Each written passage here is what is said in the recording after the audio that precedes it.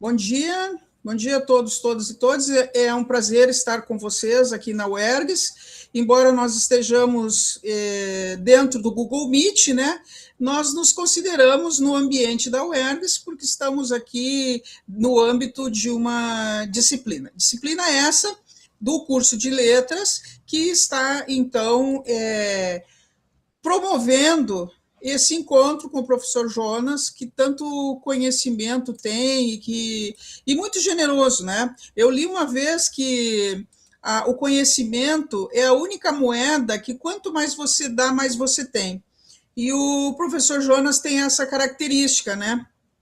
O professor Jonas, quanto mais ele dissemina e espalha e contribui com o conhecimento dele, mais a gente percebe que ele tem conhecimento. Então, eu agradeço já de pronto, né, a participação do professor Jonas, agradeço a presença de todos. Então, apenas para ilustrar para vocês rapidamente, essa disciplina, ela se chama Panorama Cultural da Literatura Brasileira, está dentro do curso de licenciatura em letras, habilitação em língua portuguesa e literaturas de língua portuguesa da Universidade Estadual do Rio Grande do Sul. Atualmente eu estou titular da disciplina, professora Ana Carolina Martins da Silva, mas se encontra aqui conosco o titular da disciplina, que é o professor Gilmar de Azevedo, que esteve temporariamente afastado para concluir seu doutoramento. A partir do ano que vem, ele já assume suas disciplinas, né? Então, o objetivo dessa disciplina é debater como o problema da formação do povo e do caráter da nação brasileira foi formulado e debatido entre as décadas de 1830 e 1930, em um diálogo entre vários campos do saber, refletir sobre a formação da identidade nacional e das identidades regionais do Brasil, privilegiando a organização mestiça da cultura e da literatura brasileiras. Ler textos significativos que tentam explicar a formação sociocultural do Brasil, tais como Sérgio Buarque de Holanda, Gilberto Freire, Raimundo Faoro, Darcy Ribeiro e outros. Ler textos literários, narrativas, poesia e drama que exponham o panorama cultural da literatura brasileira. Na literatura brasileira. Refletir sobre a prática pedagógica dos assuntos abordados neste componente curricular e sua aplicação nos ensinos fundamental e médio. Então, nós, dentro das nossas possibilidades, é uma disciplina bastante curta, nós tentamos abarcar esses materiais, tanto dentro da sala de aula, como com apoio de nossa plataforma Moodle, oferecendo para os alunos, então, vídeos, material aqui postado, né? Nós aqui tivemos diversos, digamos assim, pontos da bibliografia que já se transformaram em documentários, como o livro O Povo Brasileiro, do Gilberto Freire, e por aí fomos. Vocês podem ver que está ilustrado todo o nosso Moodle, né, com diversas informações, e tudo isso a gente foi debatendo, tanto presencialmente, quanto de forma síncrona, quanto pelos fóruns nós fomos fazendo os debates e as problematizações, né? Então, chegamos hoje no ponto que eu achei mais adequado convidar o professor Jonas, pelo seu amplo conhecimento e a sua atualidade também. Vejam, nós estamos... Oi, Gabriele! Hoje nós estamos com duas pessoas que estão, assim, saindo de um período de intenso estudo, né, que é o professor Jonas e o professor Gilmar. Olhem o nosso privilégio, né? O professor Jonas também fechou seu doutoramento há pouco, mas tanto como eu disse para o professor Gilmar, quanto eu disse para o professor Jonas, doutores eles já eram, né? Eles só precisavam do título, que agora já tem, né? Então, a ideia desse encontro, né, o objetivo desse encontro hoje, especificamente, tá? É conhecer textos literários, narrativas, poesia e drama que traduzam o panorama cultural na literatura brasileira. Então, o professor Jonas falou um pouco assim, das representações coloniais, as autorias indígenas, passando por textos periféricos e fronteiriços, são muitos os percursos literários que dão acesso à cultura brasileira. Então, eu gostaria de convidar agora o nosso acadêmico, Bruno Miguel, para fazer a apresentação, a biografia do professor Jonas, pelo menos até agora, né, professor Jonas? A biografia que dá para contar, porque tem uma biografia que ele não conta no Lattes, né? Que ele é músico, que ele é artista, que ele é premiado, isso tudo ele não põe muito no Lattes, né? Mas eu já estou adiantando aqui, porque eu acompanho o Instagram pessoal e tal, já sei de todas essas verdades, né? Que não aparecem ali nos relatos acadêmicos. Bruno, por gentileza. Claro, professora. Então a gente tem hoje, né, a honra de receber o Jonas Kanzler Moreira Dornelles, né? Ele atua como professor voluntário da Universidade Estadual do Rio Grande do Sul.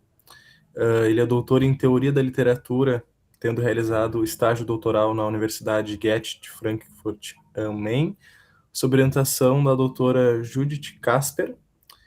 Ele é mestre na linha de pesquisa de Teoria, Crítica e Comparatismo pela URGS.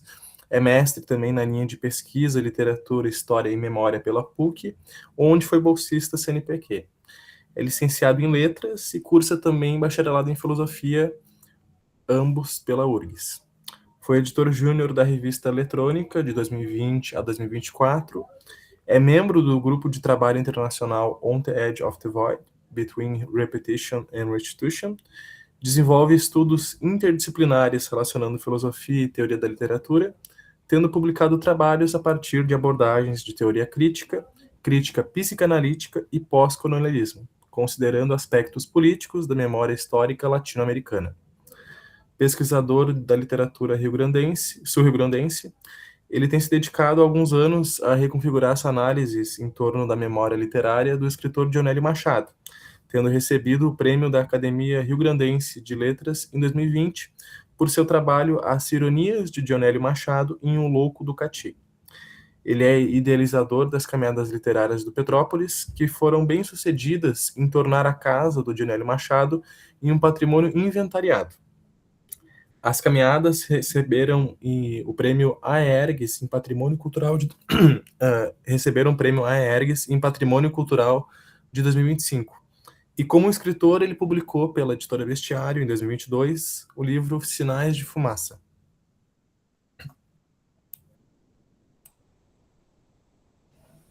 Obrigada, Bruno. De pronto já passo para o professor Jonas, lembrando que inclusive ele já esteve aqui conosco, né, professor Jonas, num evento muito bacana que nós tivemos, numa disciplina chamada Linguagem e Poder, onde ele comentou justamente sobre a importância da poesia nesse debate da linguagem e poder, né, professor? E esse material está ali no meu site do YouTube. Eu gosto de divulgar o site do meu YouTube, mas não é porque eu apareço, eu gosto de divulgar o site o canal do meu YouTube, porque aparecem as pessoas importantes, né? Eu só faço, olá pessoal, esse é o fulano, esse é o fulano.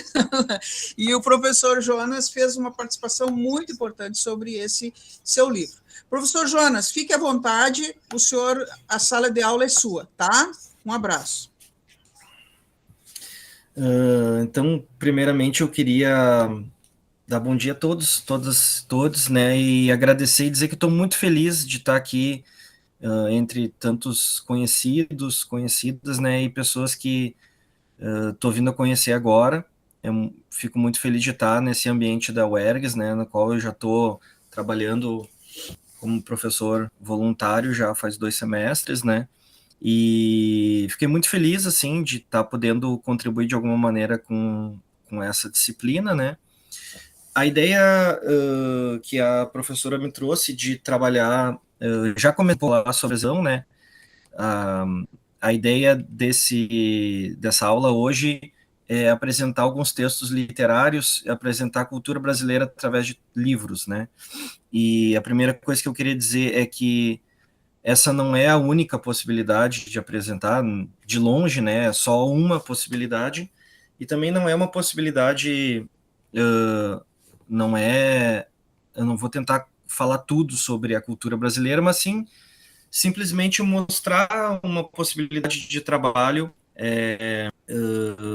que a gente pode ter através, né, de conhecer a cultura brasileira, fazer um panorama da cultura brasileira através de 6 livros, né. Pessoal, eu vou desligar minha câmera porque minha internet aqui não está muito boa, daí assim eu diminuo um pouco aqui a carga, tá? Então, eu já vou... A ideia um pouco é eu dar uma rápida contextualização, mas realmente a ideia é partir dos textos literários. Tá? Então a gente vai trabalhar com o Guarani do José de Alencar, o Cortiço do Aloysio de Azevedo, o Continente do Érico Veríssimo, o Porteira Fechada do Ciro Martins, o Quarto de Despejo da Carolina Maria de Jesus e a Terra de Mil Povos do Cacá Verá. Então, a ideia é que a gente vá conhecer um pouco da história da cultura brasileira e através desses livros, né? E fazer de alguma maneira também um conhecimento dessa estrutura. Se a gente está falando de cultura brasileira e da história do Brasil, a gente está falando principalmente, né, de uma história de colonização e escravidão. Então a gente tem uma estrutura de, né, uma matriz colonial de poder, a gente poderia falar assim como, né, fala Aníbal Quijano e os pensadores decoloniais.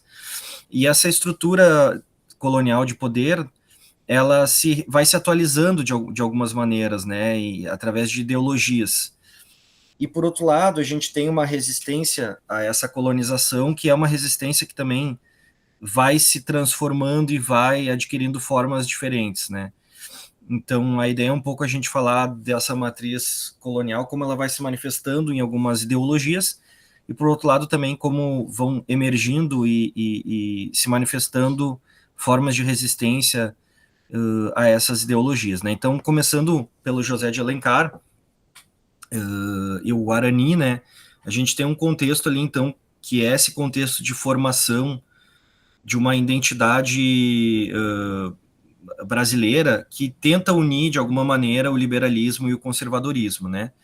A gente sabe que, com a chegada da corte portuguesa ali no início do século XIX, o Dom João VI ele vem para o Brasil e junto com ele vem a chamada Missão Artística Francesa, né? E essa missão artística francesa vai ajudar os intelectuais ali do Império a formar uma espécie de identidade brasileira em oposição à identidade espanhola, né, dos impérios espanhóis aqui da América Latina. Então, uma identidade do brasileiro como alguém dócil, como alguém que não é violento, que não tem rebeliões, que não tem nenhuma guerra civil, né, que assim, que a escravidão é tudo linda, é maravilhosa, né, e que daí são os hermanos lá, né, dos castelhanos é que são os violentos. Então tem todo um processo de constituição, assim, ideológico, um projeto, né, de constituição de uma identidade brasileira que começa no período do Império, né? Então a gente está falando aqui de colonização, imperialismo, né? Por outro lado, a gente tem essa manifestação, essa forma de poder que é o despotismo esclarecido ali do período do Iluminismo, que tem certos influxos do liberalismo, né? Então a gente percebe que tem essa fusão confusa entre uma coisa imperialista e uma forma que é um pouco mais pautada pelo republicanismo, que é o liberalismo, né? E o José de Alencar, ele representa bem essa mistura estranha, né? Que né, se pode dizer são as ideias fora do lugar, né? Um liberalismo que ao mesmo tempo aceita um pouco a escravidão, né, que aprova, né, uma forma que é mais ligada ao imperialismo. E o José de Alencar ele cristaliza bem essa mistura, né? Acreditava que a escravidão ela tinha que ter um fim gradual, então um fim que demoraria o que é o que acabou acontecendo aqui no Brasil, que o fim da escravidão demorou 40 anos, né? Porque o José de Alencar acreditava que os escravos não poderiam ser libertados do dia para a noite, assim, eles tinham que passar por um processo de aprendizagem, de como viver na sociedade, enfim, né? Uma visão meio paternalista dos escravos, né? Que está bem visível no Demônio Familiar, essa peça de teatro do José de Alencar, que estava agora nas leituras obrigatórias, né? Que os escravos eles têm que ficar sendo educados pelos brancos, eles não podem ser libertados, e esse projeto aí, a gente viu que demorou 40 anos mais até para ter o processo de abolição da escravatura, e mesmo assim não se resolveu nada, né?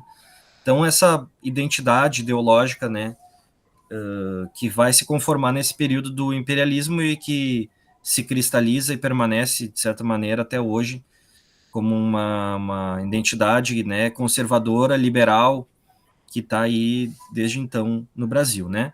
O José de Alencar ele vai ser o responsável por formar uma literatura que constitui assim a história do Brasil de uma maneira conciliatória. A gente vai ver isso bem no Guarani.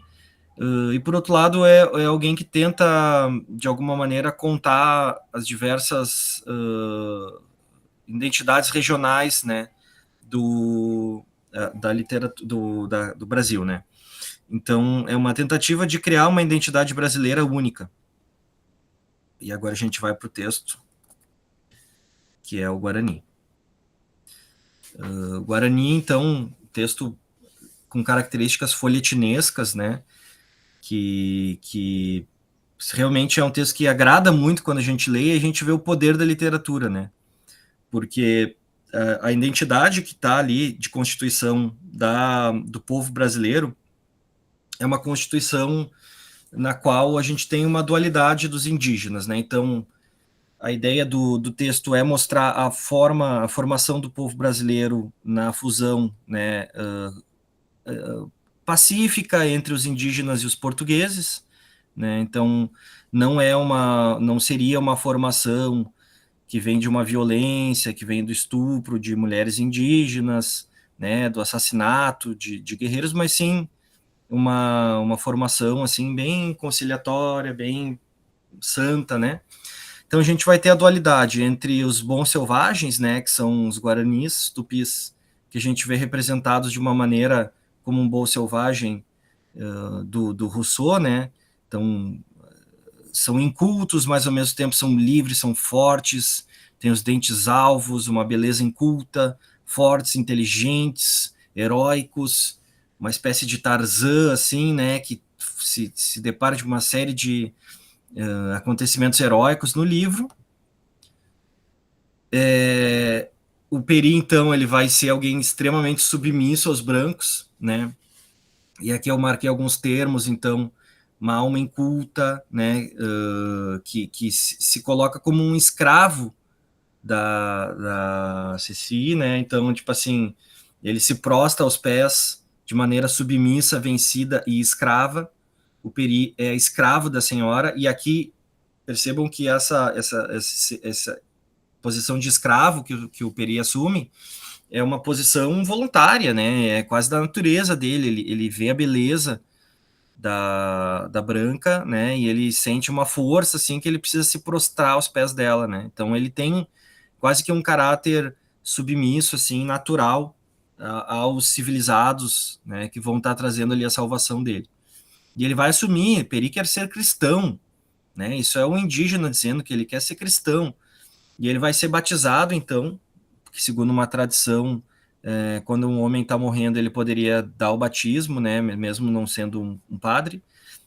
O Peri, então, vai ser batizado como cristão, vai beijar a cruz da espada ali do fidalgo e vai se tornar, então, cristão. E a gente sabe que ao final do texto ele vai acabar casando com a Ceci, formando assim o povo brasileiro de uma maneira muito conciliatória, né? Os indígenas e os brancos se juntaram, assim, formaram essa especificidade que seria diferente dos portugueses, né? Então aí que está toda a questão de formar a identidade nacional em oposição tanto a Portugal quanto aos castelhanos da América Latina, né? E uma formação conciliatória. Por outro lado, a gente vai ter uma representação dos aimorés, que são povo tapuia, né, que são os índios maus. Então a gente tem uma representação bem binária dos povos indígenas aqui. Então tem os indígenas bons, que são aqueles que se convertem, que são submissos aos brancos, e os indígenas maus, que são feios, que são, né, grotescos, que são medonhos, cujo canto deles é sinistro, formam uma horda selvagem, né, de canibais.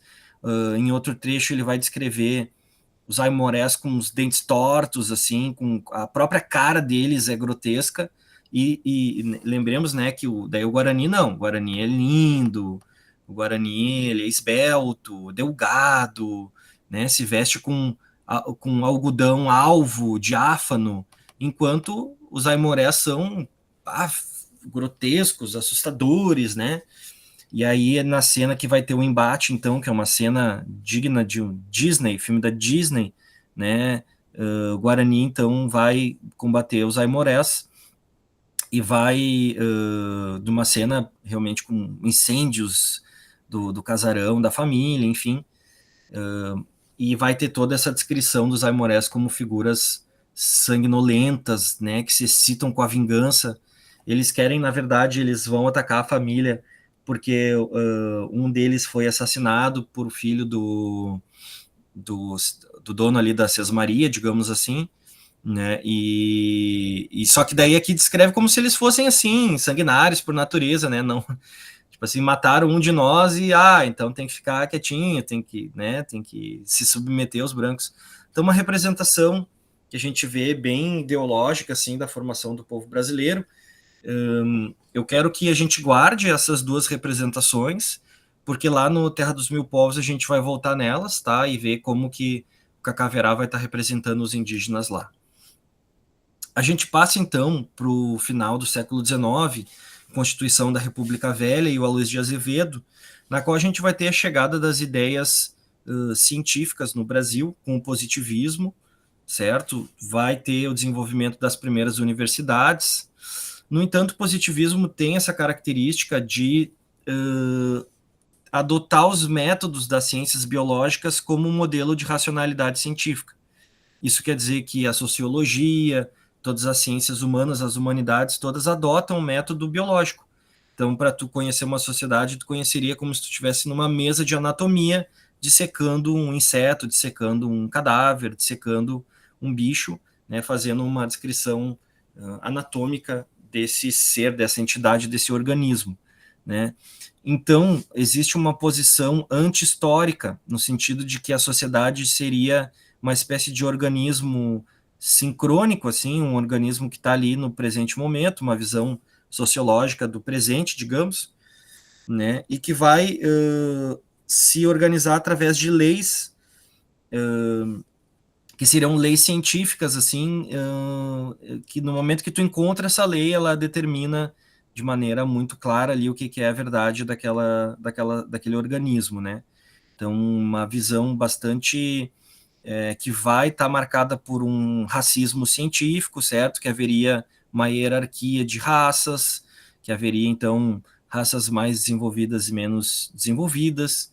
Eu convido realmente vocês a mergulharem mais nesse período, né? O Silvio Romero é um dos que vai ser o grande responsável por estar trazendo essa visão positivista, assim, para a história da literatura, e que, né, às vezes a gente fala tanto ali do liberalismo do José de Alencar, quanto essa visão positivista, a gente fala como uma coisa, uma ideologia, mas eu convido vocês a reler esses textos, pois a gente encontra ali bem objetivo e bem aberto e descrito esses fenômenos do racismo, né, do conservadorismo, e que às vezes a gente fala, mas não tem acesso a esse texto, né?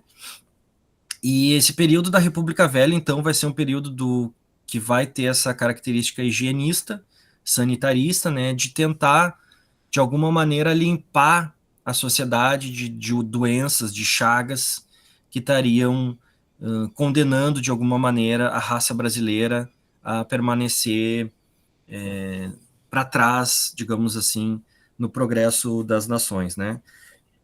E a República vai ser muito marcada por esse método positivista. Aqui no Rio Grande do Sul a gente tem o Borges de Medeiros, né, como uma espécie de ditador científico que vai estar defendendo, por um lado, aí, o positivismo, e a República, né, em oposição ao Império, digamos assim, que seria uma coisa mais retrógrada e mais ligada a essa ideia de um espírito nacional, enfim, liberal. E o Cortiço, então, a gente vê várias coisas interessantes aqui que a gente pode estar, então, acessando sobre esse racismo científico, né? E esse momento, então, que os intelectuais brasileiros começavam a se deter a partir dessas coisas que são fenômenos sociais brasileiros, né? De pobreza, de uma não resolução da questão da escravidão, né? Então, o Cortiço ele vai ser uma espécie de protótipo das favelas, né? É um período ainda que as favelas não estavam constituídas no Brasil, e foi com o higienismo, foi com a destruição dos cortiços na região mais central, ali do Rio de Janeiro, que vai se formar as favelas. Então, né, havia esses cortiços ao longo da cidade, em que viviam trabalhadores pobres, pessoas que não tinham condições de viver em bairros de classe média, digamos. Esses cortiços são destruídos, e a partir dessa destruição enfim, de outras questões de imigração também das pessoas para a cidade, é que vai se formar as favelas no Rio de Janeiro e em outras cidades. No caso daí, aqui a gente está vendo especificamente do Rio de Janeiro, né? Então, é interessante porque a gente tem uma história do Brasil mesmo assim aqui, né? E o Cortiço ele vai se formar no livro a partir desse português chamado João Romão, que ele vai ser um cara que quer enriquecer assim de uma maneira muito rápida. Ele vai descobrir que tem essa escrava Bertoleza que mora ali perto assim dele, né, um pouco meio vizinha, e ele percebe que a Bertoleza está juntando dinheiro escondida do seu senhor, e ele dá um jeito ele se aproxima dela, começa a ganhar a confiança dela, ela está sofrendo muito na mão do senhor dela, né, e ele engana ela então, né, ela vai ter uma situação de dificuldade ali, e ele vai então propor que eles morem juntos, né? E aqui vemos a descrição, né? Ela concordou de braços abertos, feliz em meter-se de novo com um português, porque, como toda a cafusa, Bertoleza não queria sujeitar-se a negros e procurava instintivamente o homem numa raça superior à sua. Então, perceba que a gente está falando que o instinto da cafusa é procurar um homem branco, né? Então, aqui tem um exemplo de racismo bem claro, né? No texto do Aloysio de Azevedo, como se tivesse um instinto, né? Nas pessoas, assim, pardas, digamos assim, de se embranquecer, né? E fugir de pessoas negras, né? Então, uma coisa bem racista, bem problemática. Mas o João Romão, esse português, então, ele vai se apropriar das economias da Bertoleza e vai construir, então, um casebre para eles ali, que ela vai ter um comércio, enfim, e vai fingir, então, vai forjar um documento né, que ela não vai ser mais escrava, digamos assim, que ela está liberta. E aí eles começam a viver uma vida, né? Aqui, ó. Deixa eu pegar acima da folha. Tá, enfim, aqui a gente tem o documento, ele dizendo, né, que conseguiu comprar, então, a liberdade dela por 20 mil réis. Ele basicamente pega todo o dinheiro dela e forja um documento, e ele mente pro proprietário da Bertoleza que ela fugiu, então ela segue ali vivendo com ele, enfim. Né, a Carta da Liberdade era obra do próprio João Romão, e nem mesmo o selo que ele entendeu de pespegar ali em cima, para dar uma burla maior formalidade, representava a despesa, porque o esperto aproveitara uma estampilha já servida. Então a gente vê um português se aproveitando de uma mulher, né, negra, né, e ao mesmo tempo formando uma família e formando o cortiço. Né, e aí, na construção do cortiço, eles roubam materiais de construção de outras construções que haviam perto. Então, percebam que tem algumas coisas assim de sacanagem, digamos assim, né? Zé Povinhagem, a gente poderia dizer assim, já lá no século XIX sendo descritas aqui, né? Então, eles vão começar a roubar esses materiais de construção e construir, então, um cortiço que eles vão alugar para todos os trabalhadores que estão ali perto, né? E tem esse outro português chamado Miranda, que ele é um português mais bem sucedido, né? Ele tem mais riquezas, assim, e ele vai ter uma casa do lado, uma casa de comércio do lado ali do João Romão e da Bertoleza, e ele vai, então, ser uma espécie de oposição ali a esse negociante sujo, digamos assim, que seria o João Romão, né? E ele fica irritado que está indo o cortiço, né? A gente vai ver que O cortiço é realmente bastante grande, né? 95 casinhas comportou a imensa estalagem. Prontas, João Romão mandou levantar na frente, nas 20 praças que separavam a venda do sobrado do Miranda, um grosso muro de 10 palmos, coroado com cacos de vidro e fundos de garrafa, com um grande portão no centro, onde se pendurou uma lanterna de vidraças vermelhas por cima da tabuleta vermelha, né, estalagem de São Romão. Alugam-se casinhas e tinas para lavadeiras. Então, a gente vê aqui a formação desse cortiço, né? No início, o cortiço ele é descrito de uma maneira pouco menos pesada, como vai ser descrito lá no final, certo? Então, um acordar alegre, fato de quem dormiu uma sentada 7 horas, né? O cortiço vai ser o grande personagem do livro, né? Então, é uma espécie de organismo, como eu falei para você, sendo descrito numa mesa de dissecação, né? E ele vai, então, várias vezes descrever, mais do que seguir um ou outro personagem, vai descrever o cortiço como uma entidade, né? Aqui o conflito, então, dos portugueses, né? Um mais imundo, de alguma maneira, ladino, esperto, né? Que rouba ali a escrava, né? E o outro, o Miranda, que seria mais um limpinho, digamos assim, né? E olha o que o João Romão vai dizer. Pensara fazer-se senhor do Brasil e fizera-se escravo de uma brasileira mal educada e sem escrúpulos de virtude. Imaginara-se talhado para grandes conquistas e não passava de uma vítima ridícula e sofredora. Sim, no fim das contas, qual fora a sua África? Enriquecer um pouco, é verdade, mas como? A que preço? Hipotecando-se a um diabo, que lhe trouxera 80 contos de réis, mais incalculáveis milhões de desgostos e vergonha. Então, assim, primeiro, né, a expressão, qual foi a sua África? A África que a gente vê como uma espécie de local de aventuras onde o português pode ir e voltar rico, né? Então, tem esse termo, assim, qual que é a minha África, né? Aqui a gente vê bem uma coisa da colonização, né? Para o João Romão, a África dele tinha sido enganar uma escrava, roubar todo o dinheiro dela, e o detalhe, ele se sente uma vítima. Foi enganado pelo diabo, né? Ele roubou 80 contos de réis, que é um dinheirão, né? E ele ainda se sente a vítima e escravo dessa brasileira mal educada e sem escrúpulos de virtude. Então, a gente vê que uma vitimização, assim, do cara ali sacana, né? Do português, que está de todas as maneiras se aproveitando de uma pessoa negra, de uma mulher negra, né? E aí, detalhe, né? O João Romão depois ele vai trair a Bertoleza com uma guria mais jovem, e a Bertoleza vai, de alguma maneira, ficar frustrada e se suicidar. Então, um destino bem trágico, assim, para essa mulher negra, né? E mostra esse caráter do português que estaria, então, só se apropriando e roubando tudo que pode, né?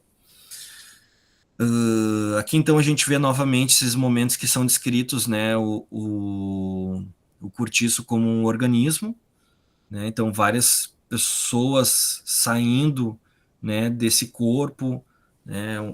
Sentia-se naquela fermentação sanguínea, naquela gula viçosa de plantas rasteiras que mergulham os pés vigorosos na lama preta e nutriente da vida, o prazer animal de existir, a triunfante satisfação de respirar sobre a terra. Então, aqui a gente vê uma descrição inicial da zoomorfização naturalista, como se descreve geralmente no vestibular da URGS, ou nos vestibulares, assim, nos concursos, né? O que é a zoomorfização? É o fato de transformar as pessoas em animais, né? Uma característica bem marcante desse período positivista naturalista, né? Aqui a gente vê, então, para umas cenas finais do livro, né, na qual a descrição do cortiço, então, está completamente já escrita como uma coisa miserável, né, e abominável.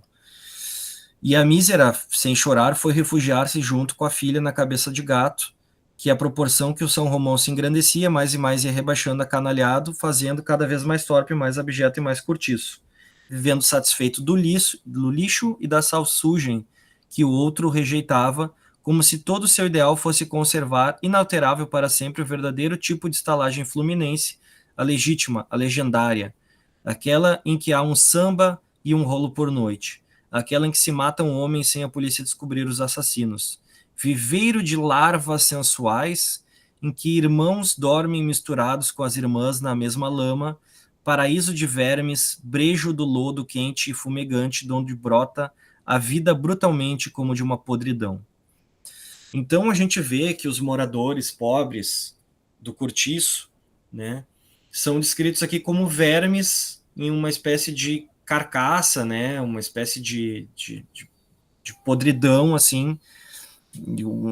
Já não são nem animais, digamos assim, selvagens, que estão com seus instintos, né, não, são vermes, né. O povo brasileiro são vermes que não conseguem se controlar, né, e vivem com um samba por noite, né. Então, todas as características desse racismo científico do naturalismo, né, podem ser encontradas nessa obra O Cortiço, e como eu falei para vocês, vai ser um momento de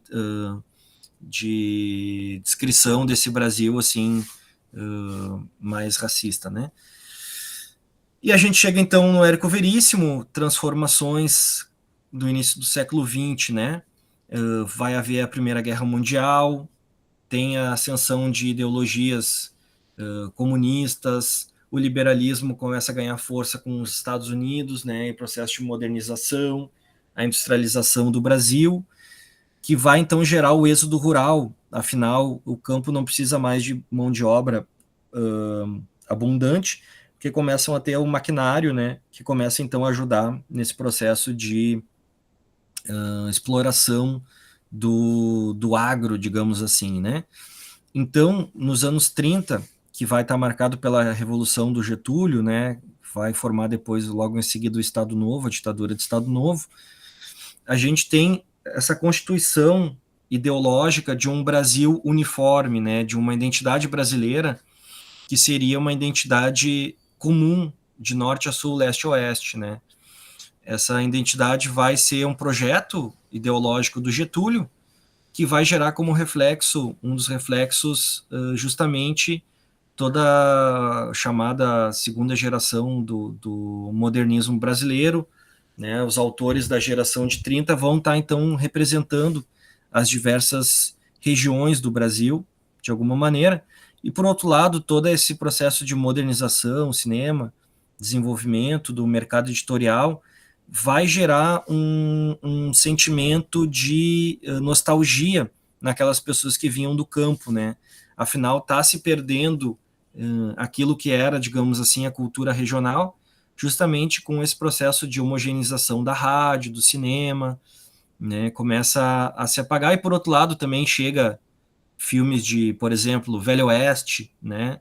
Filmes de cowboy norte-americano que vão gerar um desejo de que aqui no Brasil a gente também tenha representações dos nossos cowboys, dos nossos, né, cangaceiros, gaúchos, e isso vai se manifestar na formação do CTG e vai se manifestar também na constituição desse épico, né, de formação da cultura gaúcha, que é O Tempo e o Vento. Eu vou focar especificamente no continente, né, que aqui a gente já tem bastante coisa, e a gente vê, então, uma característica do machismo e do racismo gaúcho em um certo trecho, né? Criação é que é trabalho para um homem, lavoura é coisa de português. Falava com certo desdém dos açorianos que viram em Rio Pardo. Porto Alegre via mão com suas barbichas engraçadas, com seus olhos azuis e fala esquisita. Para Ricardo, trabalho manual era para mulher ou para negro. Um homem bem macho devia saber manejar a espada, a lança, a espingarda e a pistola, entender-se de criação e ser bom cavaleiro. Não compreendia que se pudesse viver sempre com os pés no chão, agarrado ao cabo de uma enxada ou exercendo o ofício sedentário. Para ele, o comércio tinha qualquer coisa de indigno e desprezível. Esse trecho vai ser um trecho que vai ser veiculado ali se não me engano, é o Capitão Alencar, que ele é uma espécie de estancieiro ali da região de Santa Fé, que não vai gostar muito do Capitão Rodrigo, né? Então, ele está ali representando a elite da terra, digamos, né? Mas a gente sabe que lá a formação do povo gaúcho vai ser descrito lá nas missões, com a né, formação ali dos jesuítas e indígenas, que vão estar bem na fronteira e sofrendo, então, de todas as maneiras, por um lado, a invasão das fronteiras castelhanas e, por outro lado, os bandeirantes que vêm lá de São Paulo querendo destruir as missões, né? E é muito interessante que o Érico ele escolha as missões como um momento de formação do povo gaúcho, porque essa não era a escolha ideal ali do momento histórico dele, né? Eram poucos autores que eles preferiam associar a cultura gaúcha ao militarismo português, para dizer que o gaúcho aqui do Rio Grande do Sul veio dos portugueses, né? Veio do Império Português, e não, né, do Rio da Prata, e que, portanto, haveria uma necessidade de separatismo ou de um vínculo maior nosso com a Argentina e com o Uruguai do que com o Rio de Janeiro, por exemplo, né? Então, o Érico, ele tem ele faz um movimento muito interessante na representação dele. Vai estar mostrando, então, sobre o feminicídio, né, o abuso que a Ana Terra sofre na fazenda dela, que vai fazer, então, ela sair lá da fazenda dela e ir para Santa Fé. Lá ela vai se fincar a família, né, vai começar a constituir a família dela lá. A gente sabe que o Capitão Rodrigo depois vai chegar em Santa Fé. E esse trecho, então, que ele chega é um trecho muito celebrado, com uma grande representação do gaúcho, né? O gaúcho super violento e ao mesmo tempo com um certo carisma assim de homem do campo, né? Carregando violão, enfim. Essa representação faz parecer que os gaúchos de hoje tiveram lá desde a Revolução Farroupilha, né? De alguma maneira. A gente sabe, por exemplo, que se a gente escuta os discos as gravações que a gente tem de música gaúcha lá dos anos 20, de 100 anos atrás, não tinha nada que ver com a música de hoje, né? Então, isso que a gente conhece como música gaúcha, por exemplo, vai se formar nessa época aí do Érico, né? Anos 50, 40, 50, dos anos 30, mas lá em 1828 ainda era uma coisa bem diferente, né? Então, existe toda uma ideologia também que não intencional do Érico Veríssimo, mas que é apropriada por alguns movimentos tradicionalistas, né, de criar então essa nostalgia da origem, né, da identidade gaúcha, e que esse trecho aqui serviu muito para, de alguma maneira, contribuir, né, buenas me espalho, nos pequenos dou de prancha e nos grandes dou de talho. Chegada, né, e o detalhe é que o Capitão Rodrigo, ele é um militar que lutou ali nas guerras de fronteira, certo? Ele já tem uma tradição de militar, né? E isso marca também a identidade do gaúcho como alguém que está, de alguma maneira, ali vinculado com o militarismo da fronteira e com a defesa do Estado-nação em relação aos castelhanos lá, né? Mas poucas pessoas que falam... Professor Jonas. Oi. Desculpa lhe interromper, eu estou tão encantada quanto provavelmente todos, né? A única preocupação que eu estou é com o horário, tá? Só para lhe avisar, já são 9h59, porque eu sei que temos mais belezas aí, explanações pela frente, né? Tá maravilhoso. Eu vou dar uma acelerada. Maravilhoso, maravilhoso. Só estou com medo em função do horário, tá bem? Tá, eu vou dar uma acelerada, assim, e mais passar os slides do que ler, então. Não, continue, só com essa atenção aí no horário, tá bem? Muito obrigado. Então a gente vê aqui que, né, apesar desse trecho super heróico do Capitão Rodrigo, a gente vê depois que ele se casa, né, e vira bodegueiro, né, ele acaba virando alguém que alcoólatra ali, que gasta o dinheiro dele com rinha de galo, né, e diziam que frequentava o rancho da Paraguaia, uma índia velha que morava lá para as bandas do cemitério, que cedia a neta de 18 anos a quem estivesse disposto a pagar por ela alguns patacões. Então a gente vê que esse é o marido, Capitão Rodrigo, né? E isso que eu acho que é interessante, assim, o Érico, ele, apesar de ele fazer uma representação muito verossímil do gaúcho, ele também não tem nenhum problema em denunciar o machismo e o racismo, né, geralmente desse tipo de identidade gaúcha, né? Então a gente sabe que essa fronteira militar aqui do Rio Grande do Sul marca essa nossa identidade regional, né? É possivelmente tirando o Recife e Pernambuco lá, que também é um lugar muito marcado pela guerra, né? São os dois estados que são assim muito militares, que foram muito militarizados, que de fato passaram por guerras militares assim de fronteira, né? Aqui a gente tem, lá foi com os holandeses e aqui a gente tem com os castelhanos esse embate que marca também a identidade regional. E aí então o Capitão Rodrigo ele vai, quando começa a revolução ele vai desaparecer, né? Ele vai participar da Revolução Farroupilha, né? E a última frase dele é: me frita uma linguiça que eu já volto. Até logo, me prenda. E aí ele vai, então, de alguma maneira, desaparecer, morrer, possivelmente, na Revolução Farroupilha. E o que eu acho interessante, assim, a gente marcar aqui desse Tempo e o Vento, desse final do continente, para, digamos assim, apontar para o resto do Tempo e o Vento, né? Que, por um lado, no continente a gente tem a formação de uma elite, de grupos de elite do campo, certo? Então, as revoluções vão formando diversos grupos que vão tomando e assumindo o poder do campo, mas aqui ainda haveria, então, uma espécie de unidade, assim, ainda, que seria esse continente, né? Conforme vai acontecendo o processo de modernização e industrialização, a gente vê essa dispersão, digamos, dessa identidade, né, com a constituição, então, de arquipélagos, né, se desfaz, de alguma maneira, a identidade, né, justamente com a chegada de Getúlio ao poder, que é um gaúcho bem dessa tradição positivista, né, que vai tomar o poder posteriormente com o Estado Novo, certo, e gerando toda uma transformação da identidade brasileira, e que vai gerar uma crise, de alguma maneira, nessa identidade gaúcha, certo? Que vai, por um lado, muitos vão, Flores da Cunha, por exemplo, que é o governador da época, vai se aliar primeiramente com Getúlio, mas depois, então, vai também sentir que não está sendo contemplado pelo Getúlio, e aí vai gerar uma crise nessa identidade, uma dispersão dessa identidade regional, de alguma maneira, em arquipélagos, né? E a gente vai ter, então, com Ciro Martins, a chegada dessa crítica ideológica e com a representação já justamente uma crítica dessa identidade regional, que seria o gaúcho, né? Mas a gente pode pensar que outras regiões têm outras identidades regionais, certo? Mas aí estamos pegando o exemplo aqui dos gaúchos, né?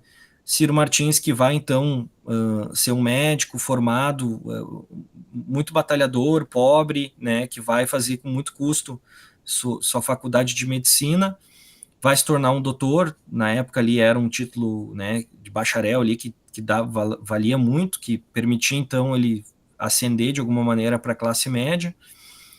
E por outro lado ele vai trazer então todas as ferramentas críticas, né, do marxismo e da psicanálise, e que vão permitir então ele fazer uma descrição bastante crítica dessa mitificação do gaúcho heróico, do gaúcho centauro dos Pampas, né, monarca das coxilhas. Ele vai, então, criando, de certa maneira, uma outra tradição de representação do gaúcho, que vem lá desde o Alcides Maia, com sua obra Ruínas Vivas, né, que é uma obra que vai descrever de uma maneira decadente o gaúcho, justamente porque a industrialização vai desfazer, de alguma maneira, a realidade orgânica que havia no Rio Grande do Sul, de pessoas que trabalhavam no campo. Com a modernização, começa a se desfazer essa realidade do gaúcho, e essa realidade vai se desfazer na forma, né, primeiramente aqui, do gaúcho sem terra, né? Então João Guedes ele vai ser um sem terra, né? Ele vivia lá no seu pedacinho de terra ali, arrendado, e o estancieiro ali, vai vender para transformar num pasto para o gado, numa invernada, né? E aí a gente vê que o João Guedes ele vai se tornar um sem terra. E além de sem terra, ele vai ser um gaúcho a pé, né? Ele não vai ter mais aquela identidade heróica de um gaúcho que sabe domar, que sabe, né, toda a lida do campo ali com orgulho, né?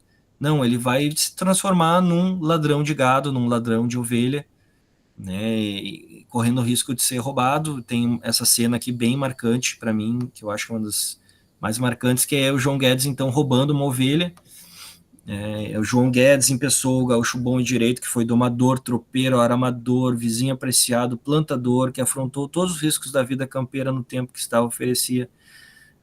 que essa oferecia riscos, e que um dia se mudou para a cidade. Estava convencido de que apenas ele tinha culpa daquilo, e se excomungava ruído de remorso. Então, ele individualiza, né, a posição dele e vai acabar então nas periferias da cidade, né? Quando João Guedes, há 3 anos, já desiludido de morar na campanha, vai à cidade em busca de uma casa para se meter com a família, né? E ele vai então morar na cercania da cidade, ou seja, na periferia, onde a pobreza, a fome, a doença, a perdição e a vadiagem campeiam. Então a gente vê esse processo que é justamente o processo de formação das favelas, né? Além da destruição dos cortiços e dessas moradias para pessoas pobres que haviam até o século XIX no centro da cidade, né? Aqui em Porto Alegre, por exemplo, o Beco do Rosário era um local onde tinha cortiços, né, que são destruídos com esse processo de higienização ali no final do século XIX, que vão formar as favelas, mas também essas pessoas que vêm do campo, que não têm mais trabalho, e que acabam, então, indo para a favela. E aqui com a Maria Carolina Maria de Jesus, a gente vai ter justamente esse registro já de um processo de migração e favelização, no caso aqui de São Paulo, né, que se dá ali nos anos 30 e 50. Lembrando que nesse contexto ali dos anos 50 da Carolina Maria de Jesus, a gente tem, por exemplo, uma rearticulação do movimento negro, o Teatro Experimental do Negro, do Abdias do Nascimento, ali final dos anos 40, início dos anos 50, certo? Então, o movimento negro está ocupando os jornais, as revistas, nesse momento de redemocratização ali depois do Estado Novo, final de 45 ali, que acaba a Segunda Guerra Mundial, né? Ao mesmo tempo, a industrialização está cada vez mais pungente e se formam bairros operários também, que são bairros periféricos. Tem um processo de avanço da democratização do ensino público também bastante precário nessa época, mas que já permite que muitas pessoas tenham acesso à educação, né, que é o caso da Carolina Maria de Jesus, que apesar de ter estudado só até a 2ª série, ela se apaixona pelos livros, se apaixona, né, pela possibilidade de ter ali uma transcendência, digamos assim, na literatura, né, tudo através desse contato que ela tem com os livros, né. E ao mesmo tempo o jornalismo começa a valorizar o testemunho real das pessoas, que vai ser o caso do jornalista que descobre ela na favela, né. Então, alguns trechos do Quarto de Despejo, né, ela falando aqui que o aniversário da filha dela pretendia comprar um par de sapatos para ela, mas o custo dos gêneros alimentícios nos impede a realização dos nossos desejos. Atualmente somos escravos do custo de vida. Achei um par de sapatos no lixo, lavei e remendei para ela calçar. Eu não tinha um tostão para comprar o pão. Ela vai falar, então, né, de uma escravidão do custo de vida, de uma escravidão da pobreza. E a manutenção, então, de toda a escravidão brasileira, né, em um formato, né, atual, que é essa escravidão da pobreza, né. Por outro lado, a dificuldade de viver na favela, então ela não tem liberdade, os vizinhos invadem essa esfera privada, se a gente, para falar num vocabulário liberal, né, num vocabulário de esfera privada, ela não tem esfera privada nenhuma, né. A vizinha entra na casa dela e começa a xingar a filha dela, dizendo que a filha dela, né, não tem caráter nenhum e tal. E isso mostra, então, que não existe condições de ela ser, né, uma cidadã, digamos, dentro dos moldes liberais, né. Ela não tem uma propriedade privada, digamos, de alguma maneira. A gente vê aqui, então, características do racismo brasileiro, Ela vai falar de classificação de negros, então, o negro que é mais ou menos, o negro que não vale nada e o negro da alta sociedade. Então, né, o racismo brasileiro, bem marcado aqui no texto dela. A literatura como refúgio, li um pouco, não sei dormir sem ler, gosto de manusear um livro. O livro é a maior invenção do homem. Né? Todos têm um ideal, o meu é gostar de ler, é que estou escrevendo um livro para vendê-lo, viso com esse dinheiro comprar um terreno para eu sair da favela. Como eu falei, né, essa constituição, então, de um ideal da literatura, né, que vai permitir ela se libertar dali. E quando ela vai estudar, então, né, ela sonhava, ela vai se deparar com essa história dos grandes homens brancos nos livros, né. Quando eu era menino, meu sonho era ser um homem para defender o Brasil, porque eu lia a história do Brasil e ficava sabendo que existia guerra. Só lia os nomes masculinos como defensor da pátria. Então eu dizia para minha mãe, por que a senhora não faz eu virar um homem? Ela dizia, se você passar por debaixo do arco-íris, você vai virar um homem.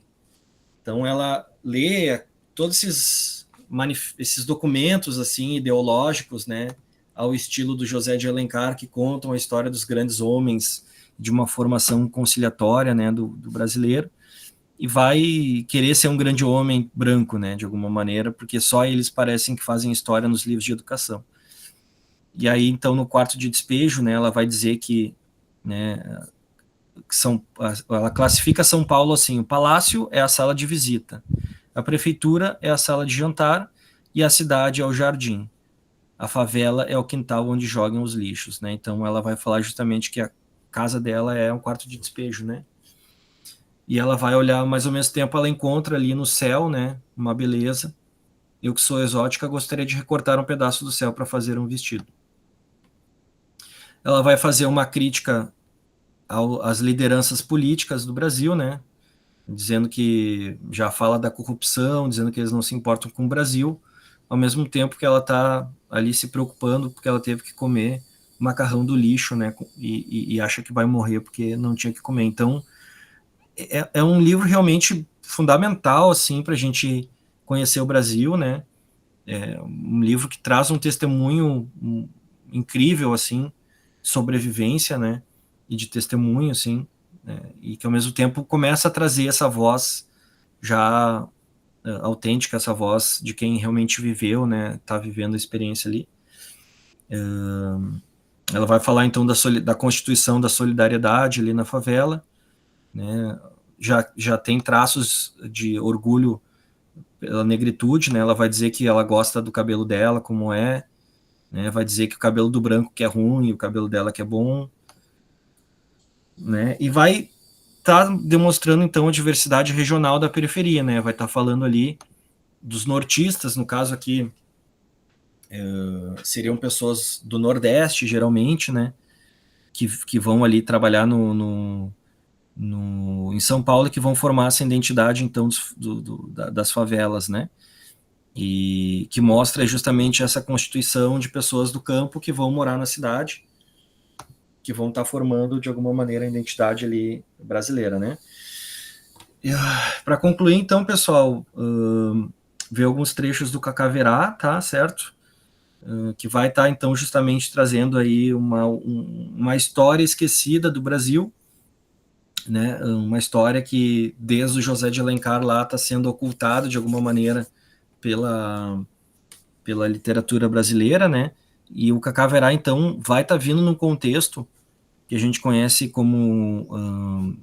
que é um contexto que também traz o pensamento decolonial, surge ali nos anos 80, que lá na América Latina, nos países hermanos, a comemoração dos 500 anos foi em 92, né?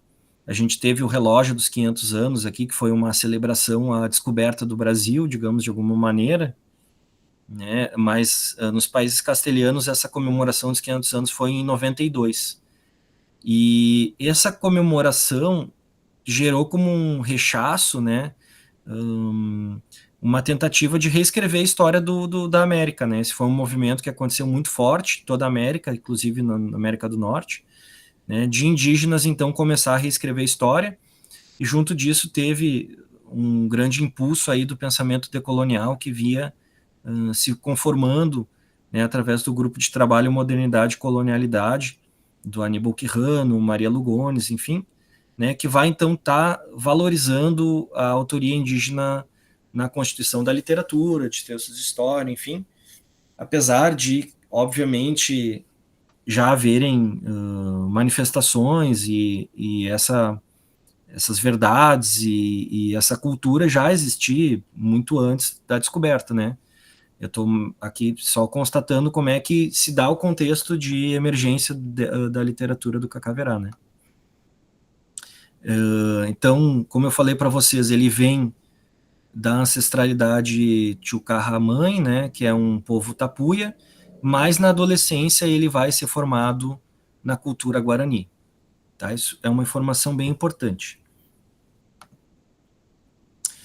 E por isso ele vai dizer, então, que nessas andanças ele conheceu 1000 povos, ele vivenciou suas riquezas, sabedoria, ritos, mitos, medicina sagrada, e essa peregrinação, então, permitiu ele vivenciar essa essência de 1000 povos como uma tarefa, né, que ele vai desenvolver os ensinamentos ancestrais, que são a tradição do sol, a tradição da lua e a tradição do sonho. Na origem, a tradição do sol e da lua era uma tradição una, né, que é essa tradição dos povos tupi. Né, se dividiram em Tupinambá, que é a tradição do sol, e o Tupi-Guarani, que é a tradição da lua. Já a tradição do sonho foi germinada pelos filhos da terra, os povos nômades, designados como tapuia, inimigo na língua tupi. Então percebam, a gente tem descrito aqui um conflito entre os povos indígenas, que é, por um lado, existe a tradição dos tupi e, por outro, dos tapuia, certo? Que é justamente aquilo que a gente vê descrito lá no Guarani, né? Os tapuia são os inimigos e são todos os povos nômades que não, de alguma maneira, falavam ali a língua tupi, né? Eles eram nômades, então eles não, muitos deles não apreciavam a agricultura, não eram sedentários, né? Enquanto a cultura tupi, ela se forma lá na Amazônia e vai se dispersar pela América, né? Então a gente tem diversas linhagens de povos tupi, lá na região mais do nordeste geográfica, né? Tem os povos tupinambá, que é essa tradição do sol, e na região sul aqui, os Guarani, né, vão formar então essa tradição que seria da noite, né? Formando os Guaranis Tupi, Guarani e os Tupiniquim, certo? Então, a gente tem aqui a história do Brasil antes da colonização, certo? E o que eu acho interessante, pessoal, é que o Cacaverá ele vai contar, então, a linha do tempo, né, desde a chegada dos colonizadores, então, com as capitanias hereditárias, a escravização e o estupro dos indígenas que a gente vê lá no Érico Veríssimo, né, as missões, a Guerra dos Bandeirantes, a extinção dos povos indígenas, né, e que, de fato, os indígenas só em 86, faz pouco tempo, 40 anos, que eles vão estar podendo ser cidadão, digamos, político na esfera da república, né, que até hoje não tem terras indígenas demarcadas, né, uma série de violências que estão permanecendo até hoje, né, no Brasil, né, com o marco temporal, por exemplo, que está sendo votado, foi votado ontem, né, segue esse processo de colonização. Então a gente tem aqui de fato uma história sendo contada pelos indígenas.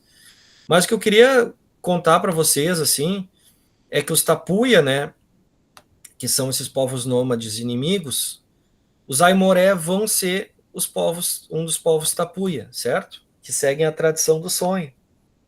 E os aimorés, hoje em dia, uma das continuidades deles vão ser os indígenas Krenak. Então, percebam que se a gente pensa no Ayrton Krenak, por exemplo, como um autor indígena, o José de Alencar está descrevendo os Krenak desse jeito aqui, ó. Os indígenas feios e maus. Né? Então, a gente consegue, olhando retrospectivamente agora com Terra dos Mil Povos e com toda essa literatura atual que a gente tem, que nos permite nos libertar desses estereótipos, né? A gente tem uma condição, então, de estar, de alguma maneira, revisitando esse horizonte de representações da cultura brasileira e percebendo coisas que até então estavam submersas aí na ideologia, né, que busca, então, manter esse processo de essa matriz colonial de poder, certo? Por uma via simbólica, por uma via cultural, por uma via da representação, certo? E a gente consegue, então, através desses livros do Érico Veríssimo, do Ciro Martins, da Carolina Maria de Jesus e do Cacá Verá, ver uma outra face, então, dessas representações, né, da cultura brasileira e das culturas regionais também. E é isso, pessoal. A princípio, peço desculpa por me alongar um pouco, queria, né,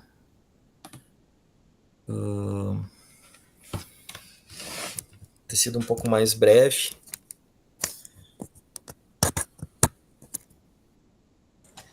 Professor, nem todo o tempo do mundo serve para a gente conseguir absorver todo o seu conhecimento.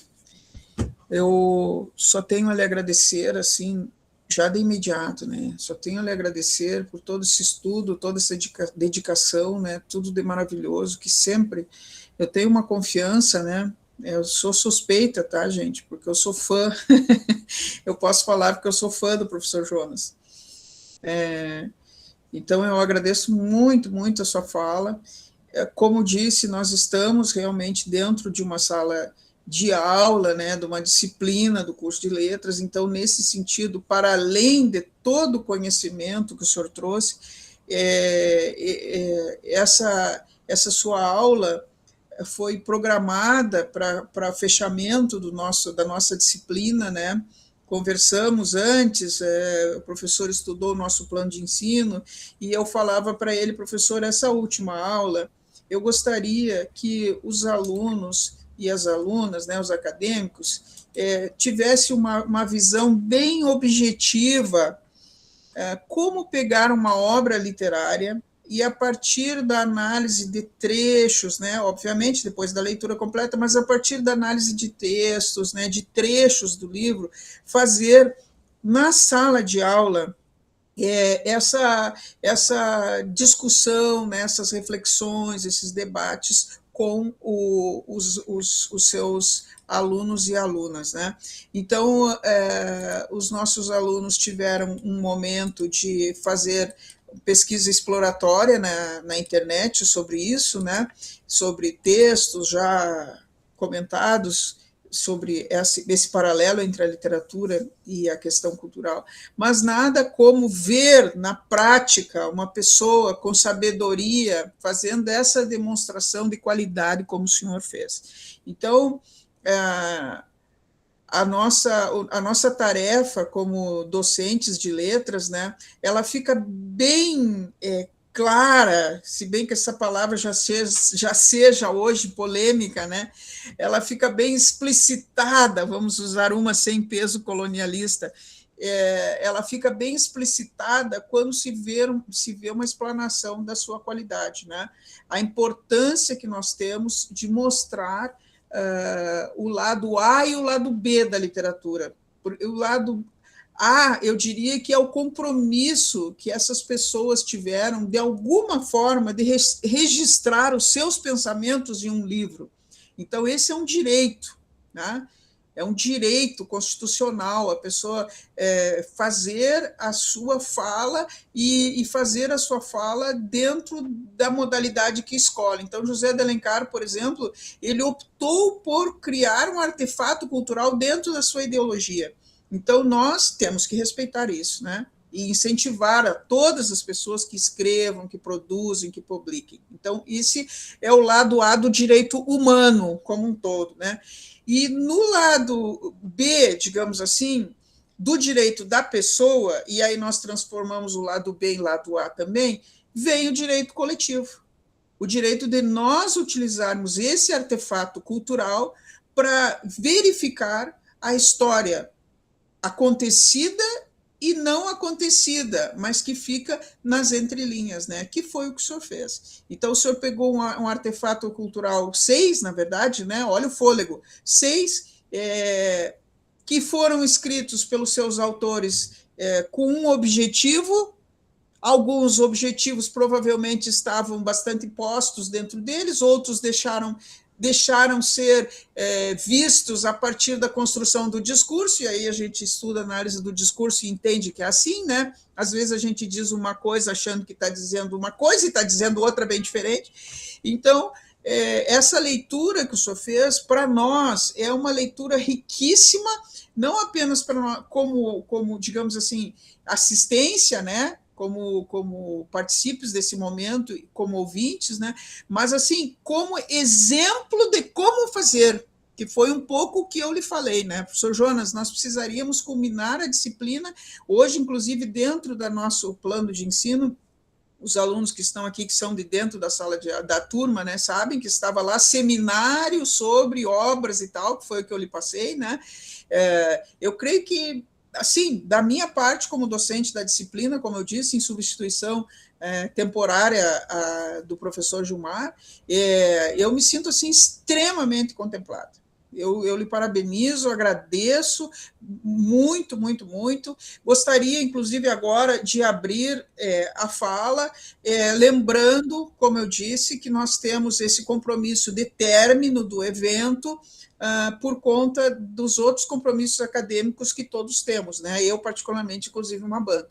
Então, gostaria de abrir, não sei, nossos alunos, se tem comentários.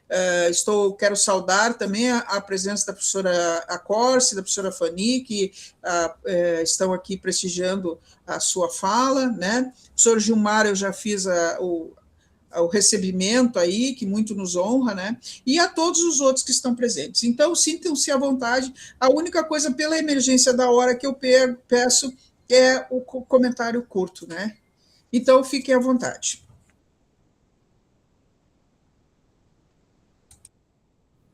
Oi, Ana Carolina. Eu saí por um minuto, eu não sei se você me chamou aí. Não? Professor Gilmar, o senhor é sempre chamado por mim.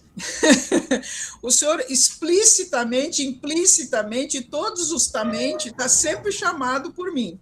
O professor Jonas terminou a sua fala apresentando a realidade, né, de toda a violência brutal que foi a dita colonização do povo brasileiro, que na época eram povos, né? Diz a história oficial que era em torno de 200 nações indígenas que habitavam aqueles territórios ali, que não tinham a mesma fronteira, as fronteiras eram pelos rios, pelas crenças, etc. E então, o que eu estava dizendo, agradecendo ao professor Jonas o trabalho maravilhoso dele, comentando, então, que esse é o último dia da disciplina e que nós tínhamos, que eu havia conversado com ele, a necessidade da gente fazer um exercício bem claro, e aí me puni pelo uso da palavra clara, né? Claro, bem explícito sobre como trabalhar obras literárias na prática, dentro da sala de aula. E foi o que o professor fez conosco, mostrando, né, a decolonização necessária, mostrando todas as discussões. Então, eu só tenho a agradecer. E aí eu estava saudando os colegas que estão presentes e dizia que o senhor eu já havia saudado. Mas se o senhor quiser se inscrever, vai ser uma honra honrérrima para nós, né? Fique à vontade. Eu ouvi tudo que você falou, eu só levantei um pouquinho porque uma visita, daí eu fiquei preocupado. Eu pensei que você não tinha ouvido, por isso não, que eu não, eu assisti toda a aula do professor Jonas aí, adorei. Eu voltei um pouco ao tempo, sabe? Não sei se eu posso falar agora, tem alguém inscrito? Tá? Eu voltei ao tempo aí, na verdade eu voltei 24 anos no tempo, e quando eu fazia todas essas discussões, né, um pouquinho mais ali, eu trabalhei no final dos anos 1990 ali no Unificado, com o Sérgio Gonzaga, preparando exatamente os alunos para as provas do vestibular da URGS, né? E isso foi até 2012, quando nós conquistamos nosso plano de carreira, então eu parei de trabalhar em cursinhos, né? Mas eu fiz uma série de anotações aqui, logicamente que eu não vou entrar nelas, eu só quero fazer só uns comentáriozinhos rápidos e uma propaganda minha, porque exatamente que eu voltei esse tempo aí, professor Jonas. Agradeço muito todos os seus comentários, sua aula, achei digna e maravilhosa, tá? E só para comentar o seguinte, eu aprendi todo esse tempo, aí, mais de 40 anos de sala de aula, e talvez eu tenha aprendido errado, que tudo deve ser contextualizado, né? Eu quero dizer para ti que eu adoro José de Alencar, e ficaria uma semana discutindo as obras do José de Alencar. Mas, logicamente, que eu não vou fazer isso. Só quero chamar a atenção de que nesse embranquecimento da raça brasileira há um processo de idealização. Eu não chamaria exatamente de negação do negro, da negra, e sim um embranquecimento da raça, uma idealização, como forte indício de idealização daqueles que compunham a raça brasileira, com um erro histórico e imperdoável de não ter colocado o negro nessa formação. Né? Mas que ele tinha um projeto como deputado liberal e amigo do Dom Pedro II, né, no Segundo Império, e ele cumpriu com esse projeto. E que você falou sobre o Guarani, mas aí eu queria chamar a atenção de que nesse projeto existe ainda o Birajara e Iracema. A publicação é o Guarani, aí depois Iracema e depois o Birajara. Mas na tem forma... o tio e o gaúcho. O não, gaúcho foi desembocar, inclusive, aqui no movimento do Partenon Literário. Isso, depois vem o Vaquiano aí do Apolinário Porto Alegre, né? Mas aí, na cronologia, então, nós temos o Birajara, depois o Guarani e depois Iracema. Então, vejam que aí nós temos só indígenas na primeira obra, depois o Peri e a Cecília, quer dizer, a representação da raça branca através da Cecília, e na Iracema, então, o nascimento do Moacir, que é filho do Martim Soares, com a própria Iracema, né? Aí é o projeto de idealização da raça. E eu gostei muito, quando você falou ali da origem, quer dizer, a tese do bom selvagem, né? Do Jean-Jacques Rousseau, o homem nasce bom, a sociedade é que o corrompe, né? E realmente bem de acordo com aquilo que se entende pela obra alencariana nesse contexto. Mas você falou ali que o Peri se casou com a Cecília. Eu chamo a atenção, professor Jonas, com muito respeito e admiração, que o final é aberto, né? O final é aberto, porque o grande vilão de toda essa história é o Loredano. E o Loredano, ele, na luta no casarão, ele acaba matando ali os pais da Cecília, e em troca disso, parece que Deus mandou uma vingança natural. Olha aí o bom selvagem, Deus também é um bom selvagem, né?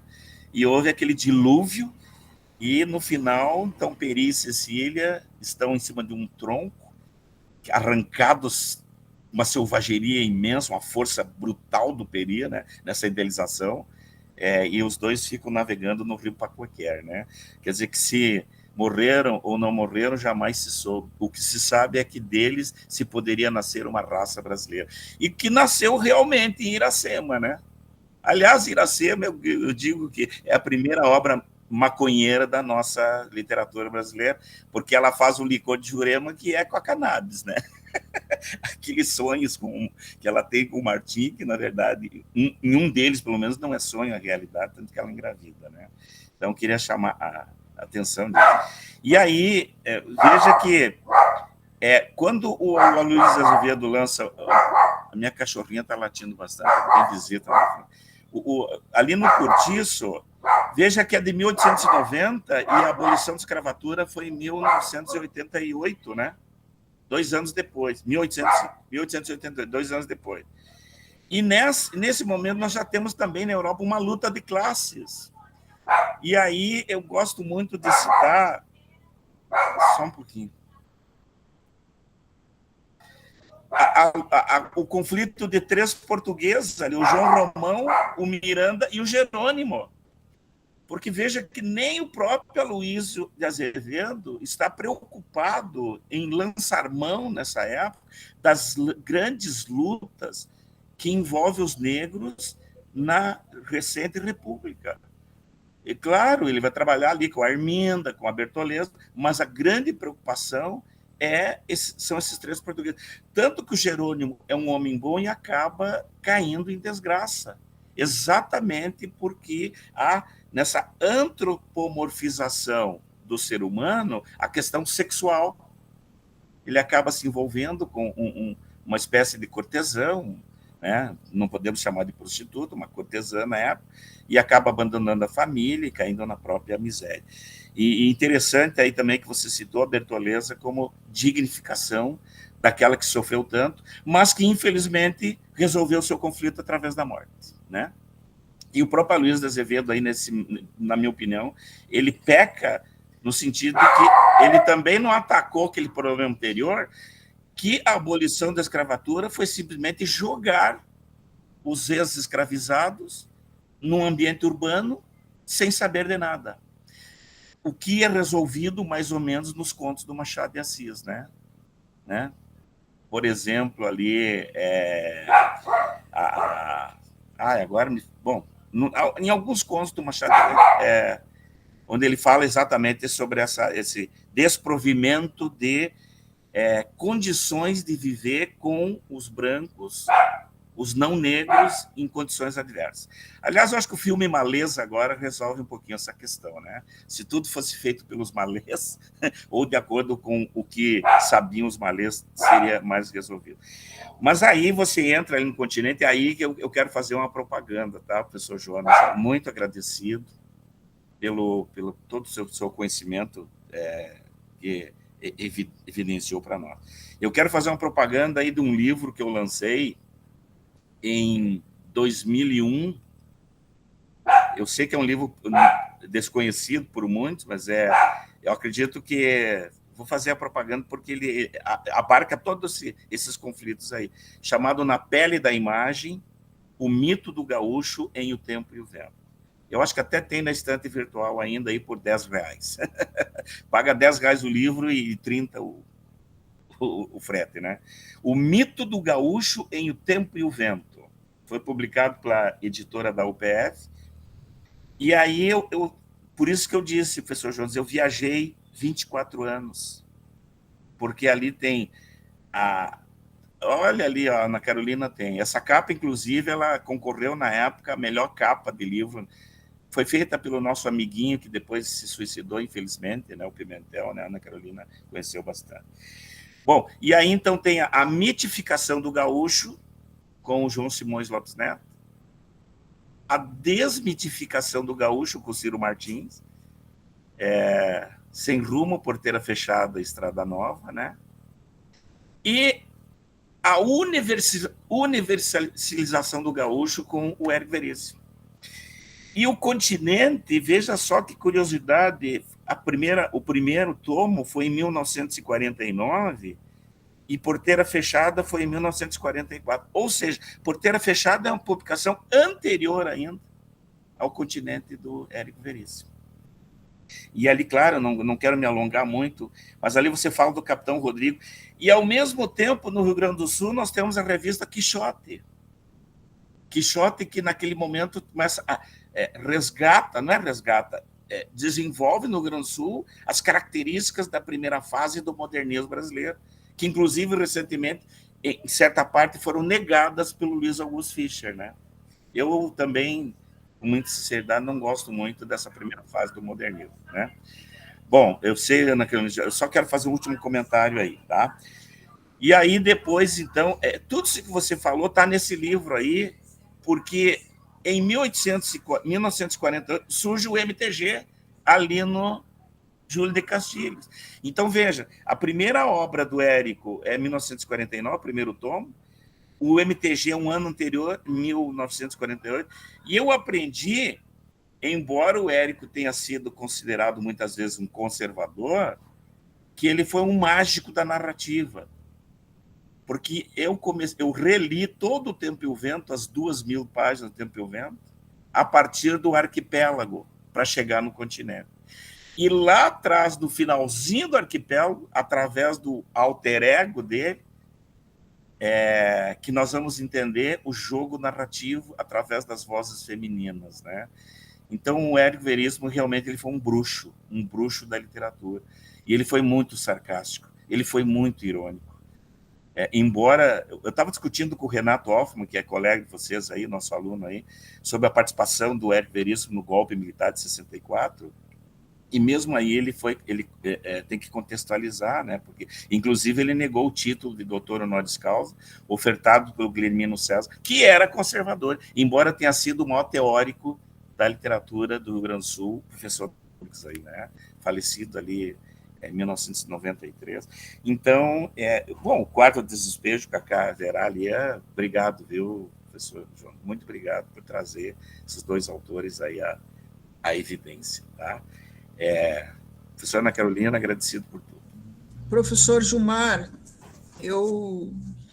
e professor Jonas, e colegas aqui presentes, e alunos, eu aprendi no teatro que a gente sempre deve dar o melhor para cada sessão, mas sempre deve deixar o povo querendo mais, né? para que venham novamente. Então, a minha combinação com todos presentes, né, em especial esses queridos colegas, Gilmar aí, 40 anos, né, Gilmar, eu acho que já bateu, e professor Jonas, que entrou na minha vida pela mão do Dionélio e se tornou, assim, indispensável, né, querido Lucas, que está entrando agora, né, eu quero agradecer a presença de todos, mas como eu havia comunicado, né, realmente nós tínhamos que fechar às 10h30, temos banca agora, então agradeço muito a presença de todos, agradeço o professor Jonas e vamos voltar em outra ocasião. Vou encerrar aqui, vou fechar a nossa gravação, tá? E, por favor, sintam-se à vontade para voltar quando nós os convidarmos numa outra sessão, está bem? Muito obrigada.